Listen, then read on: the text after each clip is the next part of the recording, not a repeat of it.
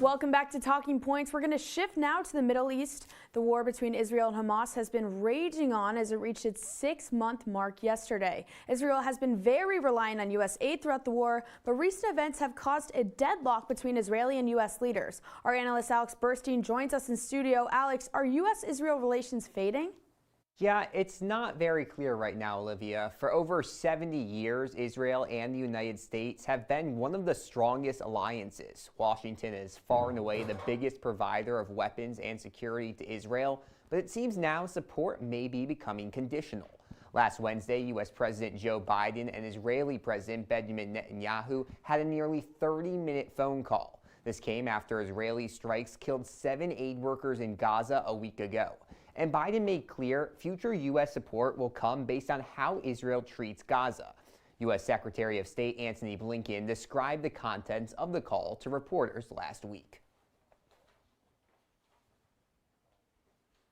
Right now, there is no higher priority in Gaza than protecting civilians, surging humanitarian assistance, and ensuring the security of those who provide it. Israel must meet this moment.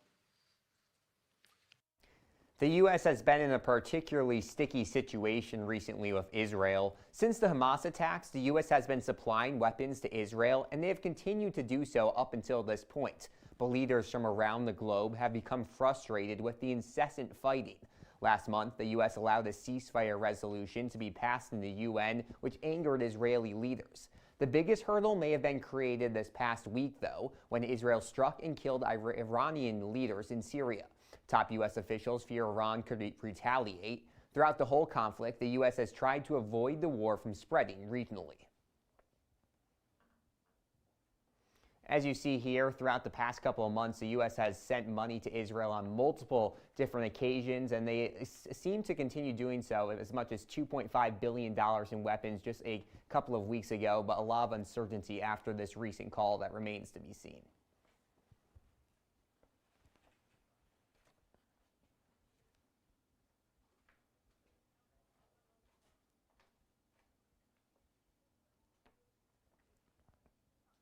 So, Alex, let's actually talk about the phone call you mentioned earlier in the segment between Biden and Netanyahu. What exactly took place during that phone call? Yeah, so they were talking about what happened in Gaza recently this past week, and they knew that there were some Iranian attacks coming up most likely, as Iran has threatened, as we mentioned, that retaliation. And Israel obviously very reliant on the U.S. aid, so they said that they are going to open up two new ports for aid to come into Gaza. And actually today, it was the day that there was the most aid that went into Gaza, over 400 trucks worth of aid into the area since the start of the war. Israel also withdrew all troops from the southern part of Gaza. So today was the first day in a while that there was no active fighting in Gaza. I mean, still every day there seems to be rapid advancements happening in the war, including a rejection of ceasefire. That was just today. Can you tell us if this changes anything? Yeah, nothing is changing at the exact moment. These meetings have been going on in Egypt and Cairo, and there was some mixed reports about what came out of it. But basically, Hamas said that they're no closer to a deal. They are going to continue to negotiate over the next 48 hours, but there does not seem to be a lot of progress in those talks. Of more concern for Hamas is Netanyahu saying that he does have a date for a ground offensive in Rafah, one of the bigger cities in Gaza. So it seems like there could be a return to fighting in Gaza soon, and Rafah's been that big city circle that there could be big impacts for in the coming weeks. And Alex, let's talk about the U.S. angle to this story. What are the possible political implications of this move for Biden?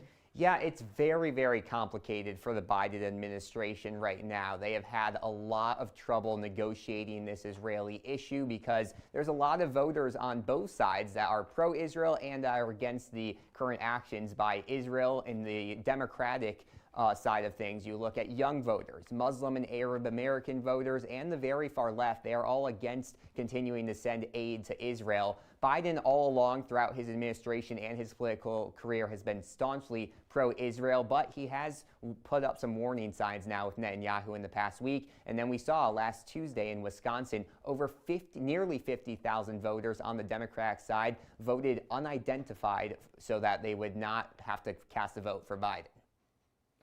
Alex, thank you. Coming up